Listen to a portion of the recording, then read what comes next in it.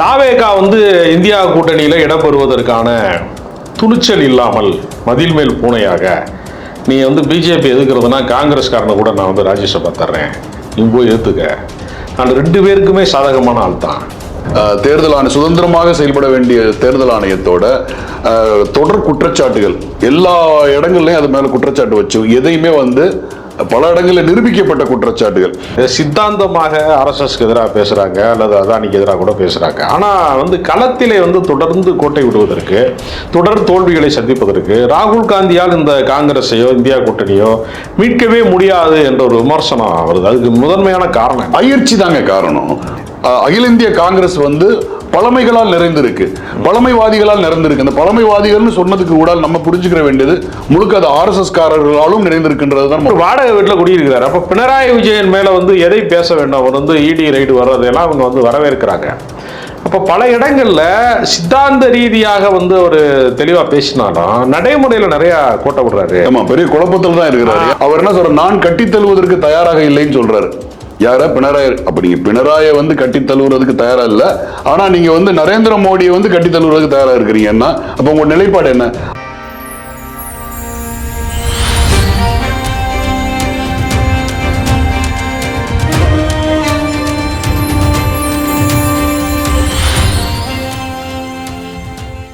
வாகை தமிழ் நேயர்களுக்கு வணக்கம். இன்றைய கலந்துரையாடலில் நம்முடன் கலந்திருப்பவர் திரு ராஜகம்பீரன் அவர்கள். வணக்கம். வணக்கம். இந்தியா கூட்டணி இந்தியா முழுக்கவே சிதறி கிடக்கிறது. பாஜக வலிமை பெற்றுக் கொண்டே இருக்கிற இந்த காலகட்டத்தில் இந்தியா கூட்டணி சிதறடிக்கப்பட்ட சக்தியாக இருக்கிறது. தென்னிந்தியாவிலே இந்தியா கூட்டணியின் முகமாக திகழ்ந்த திமுக இன்றைக்கு அந்த கூட்டணியில் இல்லை என்கிற நிலைமை வந்துவிட்டது. தாவேகா இந்தியா கூட்டணியில இடம்பெறுவதற்கான துணிச்சல் இல்லாமல் மதில் மேல் பூனையாக நீ பிஜேபி எதுக்குறதுனா காங்கிரஸ்காரனை கூட நான் ராஜ்யசபா தர்றேன், நீ போய் ஏத்துக்க. நான் 2 பேருக்குமே சாதகமான ஆள் தான். நான் பாலுக்கும் காவல் பூனைக்கும் தோலன்னு சொல்ற மாதிரி நான் 2 சைடுமே இருக்கேன் நான் அப்படிங்கிற மாதிரி ஒரு பாவனையில இருக்கிறது. அப்ப தமிழ்நாட்டு சூழல் மட்டுமல்ல, மேற்கு வங்காளத்துல இருந்து எல்லா இடங்களிலேயுமே இந்த ஆள் தூக்குகிற வேலையை ரொம்ப சிறப்பாக செய்து கொண்டிருக்கிறார். இந்தியா முழுக்க இந்தியா கூட்டணியின் எதிர்காலம் என்ன? இதுல நம்ம 2 விதமா பார்க்கலாம். ஒண்ணு ஆளுகின்ற பாஜக அரசு, ஸோ அதனுடைய கூட்டணி சார்ந்த விஷயங்கள் எப்படி இருக்கு, அவங்க ஒவ்வொரு மாநிலத்திலும் அவருடைய செயல்பாடுகள் எப்படி இருக்கு. ஸோ பாஜகவுக்கு எதிராக இங்க ஒரு அரசியல் அணிதிரட்சி எல்லா எதிர்கட்சிகளும் ஒவ்வொரு மாநிலத்திலும் சேர்ந்து நின்று அவங்களோட நிலைப்பாடு கூட்டணிகளை எப்படி இருக்கு 2ஆ பிரிச்சு பார்க்கலாம். ஸோ இதுல ரொம்ப தெளிவாகவும் தீர்க்கமாகவும் இருப்பது பாஜக அரசோட கூட்டணி சார்ந்த அந்த சதுரங்கம் ரொம்ப தெளிவா போயிட்டு இருக்கு. ஏன்னா அவர்கள் கையில ஒட்டுமொத்த இந்த இந்திய அரசியல் அமைப்புல இருக்கக்கூடிய எல்லா ஏஜென்சிகளும் அவங்க கையில இருக்குது. ரொம்ப வெளிப்படையாவே நீங்க தேர்தல் ஆணையத்தோட நிலைமை நமக்கு தெரியும். தேர்தல் ஆணையரை யாருமே கேள்வி கேட்க முடியாத இடத்துல ஒரு உச்சாணி கொம்புல தான் அவங்க வச்சிருக்கிறாங்க. எந்த காலகட்டத்திலும் இது இல்லாதது. அவங்க ஒரு எதிர்கட்சிகளுக்கு ஒரு ஸ்பேஸ் கொடுத்திருப்பாங்க. எதிர்கட்சிகளும் ஆளுங்கட்சியும் சரி, உச்சநீதிமன்றமும் இணைந்துதான் ஒரு தேர்தல் ஆணையத்தை கட்டமைக்கும். அப்படித்தான் இந்திய ஒட்டுமொத்த அரசியலமைப்பு கட்டமைப்புகள் இருந்திருக்கு. இந்தியாவோட கட்டமைப்பு அப்படித்தான் இருந்திருக்கு. ஆனா சமீப காலத்துல பாத்தீங்கன்னா ஒரு ஒற்றை தன்மையுடைய, ஒரு சர்வாதிகார தன்மையுடைய ஒரு போக்கை பாஜக கட்டமைச்சுக்கிட்டே வருது. அதுல தேர்தல் ஆணையத்துல ரொம்ப மிக முக்கியமானது. தேர்தல் ஆணையம் சுதந்திரமாக செயல்பட வேண்டிய தேர்தல் ஆணையத்தோட தொடர் குற்றச்சாட்டுகள் எல்லா இடங்கள்லயும் அது மேல குற்றச்சாட்டு வச்சு எதையுமே பல இடங்களில் நிரூபிக்கப்பட்ட குற்றச்சாட்டுகள். இப்ப இருக்கக்கூடிய எதிர்கட்சி தலைவர் ராகுல் காந்தி அவர்கள் கூட பாத்தீங்கன்னா டெமான்ஸ்ட்ரேட் பண்ணாரு. ஒரு பிசிக்கலா அதை வெரிஃபை பண்ணி அதை இந்தியாவில் இருக்க எல்லா ஊடகங்களையும் உட்கார வச்சு அதை ஃபுல் டெமான்ஸ்ட்ரேட் பண்ணி காமிச்சாரு. ஒவ்வொரு வாக்குகளையும் அவர் அந்த ஒரு தொகுதியை எடுத்து சாம்பிளிங் இல்லை, அது ஒவ்வொரு தொகுதியவே எடுத்து அதை முழுக்க டெமான்ஸ்ட்ரேட் பண்ணி காமிச்சாரு. பட் முடிவு என்னவா இருந்தது? எதுவுமே செய்ய முடியல. அந்த தேர்தல் ஆணையர் அதுக்கு எந்த பதிலுமே சொல்ல வரல. அதே போல நீங்க ஒவ்வொரு இன்னைக்கு அப்பாவுடைய தெரியுது முன்னாள் சபாநாயகரோட தேர்தல் முடிவு அது பாத்தீங்கன்னா எத்தனை ஆண்டுகள் எடுத்ததுன்னு பாருங்க. நீங்க அந்த அவர் வந்து அவர் தான் எம்எல்ஏ, அவர் தான் ஜெயிச்சாருன்னு சொல்றதுக்கு இப்ப அப்பாவுக்கு வந்து 10 ஆண்டு காலம் கழித்து தீர்ப்பு வருதுன்னா, ஒத்த ஓட்டுல தோத்த சிவகங்கை மாவட்டத்தினுடைய திமுக மாவட்ட இன்னொரு 10 ஆண்டு காலம் பெரிய கருப்பனுக்கு எப்ப ரிசல்ட் வரும்? இன்னொரு 10 ஆண்டு காலம் காத்திருக்கணும். சோ அப்ப எந்த ஒரு நம்பிக்கை முகாந்திரமே இல்ல. தேர்தல் ஆணையத்தின் மீது எந்த ஒரு நம்பிக்கையுமே யாருமே வைக்க முடியாது. ஆமா அப்படித்தான் அப்படின்றது மாதிரி தான் போயிட்டு இருக்குது.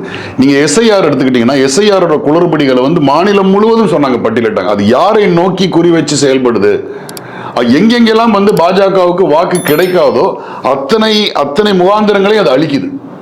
பாஜகவுக்கு எதிரான எல்லா முகாந்திரங்களையும் அழிச்சிட்டு தான் அது வந்து நிக்குது. எஸ்ஐஆர் ரொம்ப தெளிவான ஒரு இது.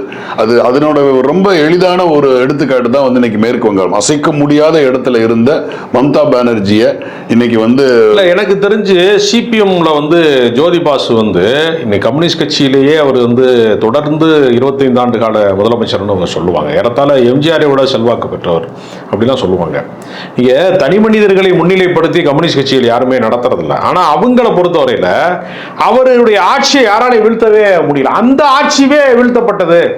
அதனுடைய தொடர்ச்சியாக வந்து அந்த ஆட்சி வந்து வீழ்த்தப்பட்டது. அது எல்லாமே தேர்தலை சந்திச்சு மக்கள் வந்து அந்த ஆட்சிக்கு எதிரான ஒரு மனநிலைக்கு போய் ஒரு மாற்றத்தை விரும்பி வந்து எடுக்கிற அது மாற்றங்கள் வேற. இங்க தேர்தலுக்கு முன்னாடியே வந்து வெற்றிக்கான எல்லா சூத்திரங்களும் தயாரிக்கப்படுது, திட்டமிடப்படுது. இப்ப நீங்க எஸ்ஐஆர்ல வந்து உங்களோட வின்னிங் ஃபேக்டரா எது இருக்க போகுது?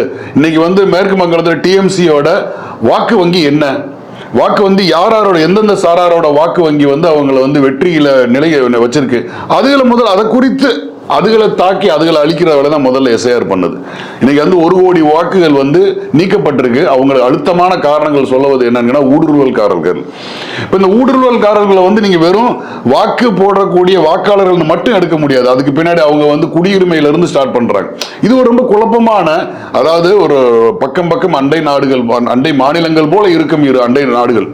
என்ன இதனுடைய வரலாறு வந்து சுதந்திரத்துக்கு முன்னாடி 800கள் இருந்தே பாத்தீங்கன்னா ஒன்றரை கலந்து இருந்தது. அது ஒரே மாகாணம் ஒரே பிரதேசமாக. ராகுல் காந்தி போன்ற தலைவர்கள் வந்து சித்தாந்தமாக ஆர்எஸ்எஸ்க்கு எதிராக பேசுறாங்க அல்லது அதானிக்கு எதிராக கூட பேசுறாங்க. ஆனா வந்து களத்திலே வந்து தொடர்ந்து கோட்டை விடுவதற்கு, தொடர் தோல்விகளை சந்திப்பதற்கு ராகுல் காந்தியால் இந்த காங்கிரஸையோ இந்தியா கூட்டணியோ மீட்கவே முடியாது என்ற ஒரு விமர்சனம் வருது. அதுக்கு முதன்மையான காரணம் பயிற்சி தாங்க காரணம். ஒரு தொடர் போராட்டத்துக்கு ஒரு காங்கிரஸ், உண்மையிலே சொல்ல போனா காங்கிரஸ் வந்து இன்று பாஜகவுக்கு எதிராக போராட வேண்டிய எல்லா சக்தியுமே வந்து அவர் கட்சிக்குள்ளே போராடி பார்த்தார். ஏன்னா கட்சியே வந்து கரையான் அரிச்சு கடந்தது அவருடைய கட்சி. அவர் வந்து முதல்ல வந்து கட்டமைக்க விரும்பியது வந்து இளைஞர்கள் பட்டாளத்தை தான் வந்து அவர் அணிதிரட்சி பண்ண ட்ரை பண்ணார்.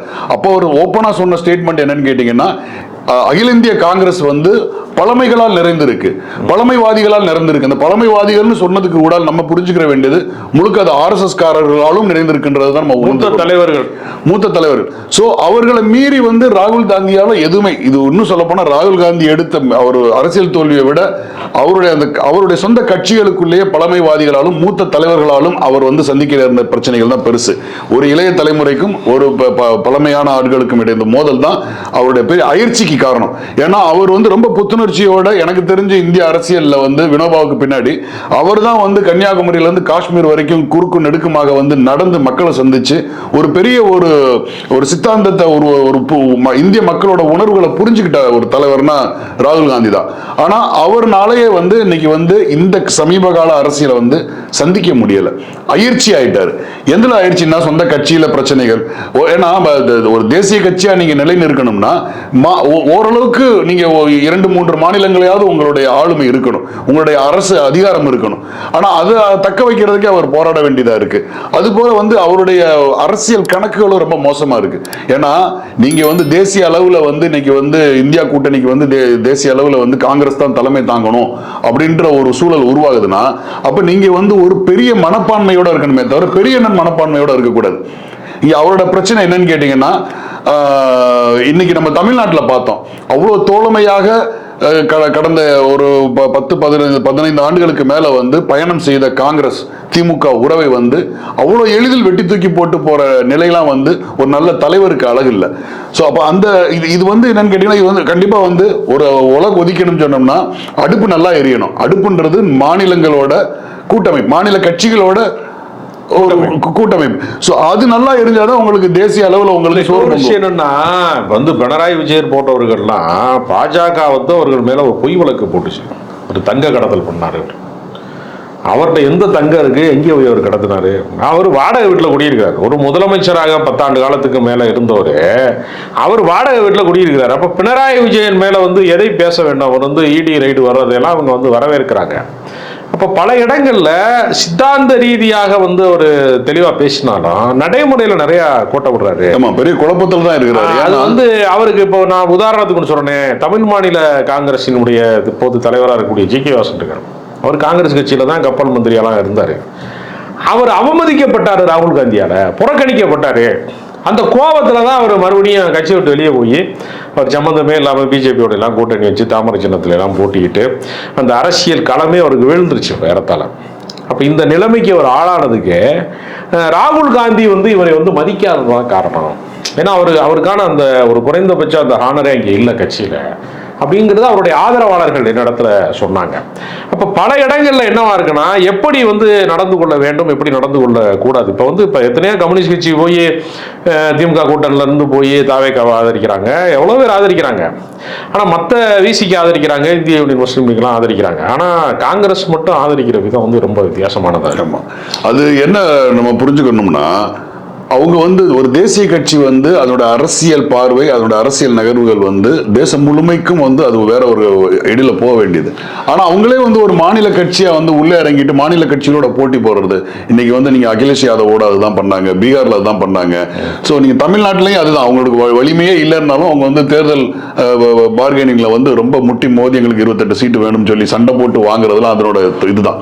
இப்ப அவங்க வந்து என்னன்னு கேட்டீங்கன்னா தேசிய அளவில் பண்ணும்போது சமரசத்துக்கு வரணும். சமரசத்துக்கு வந்து இந்த கூட்டணிகள் ஆர்கனைஸ் பண்ணி போகும்போது தோழமை கட்சிகளோட வாக்குகளை சேர்த்து ஒரு மாநில கட்சி வலிமையாக இருக்கிறதுனா அந்த வலிமையை ஒப்புக்கொள்ள வேண்டிய இடத்துல அவங்களுக்கு ஒரு பெரிய மனத்தடை இருக்கு. அதுக்குள்ளேயும் மாநில கட்சியா இருக்கணும், நாங்க தான் ஆளுங்கட்சியா இருக்கணுங்கிற அந்த நினைப்பு. எந்த மாநில கட்சிகளும் வந்து தேசிய கட்சிக்கு போகல. திமுக வந்து இந்த கும்மிடி பூண்டி போறது இல்ல, பிரதமர் வேட்பாளருக்கு நிக்க போறது இல்ல. இப்போ அந்த உணர்வுகளை புரிஞ்சுட்டு அவங்க வந்து பண்ணணும். இது மிகப்பெரிய சர்க்கிள்.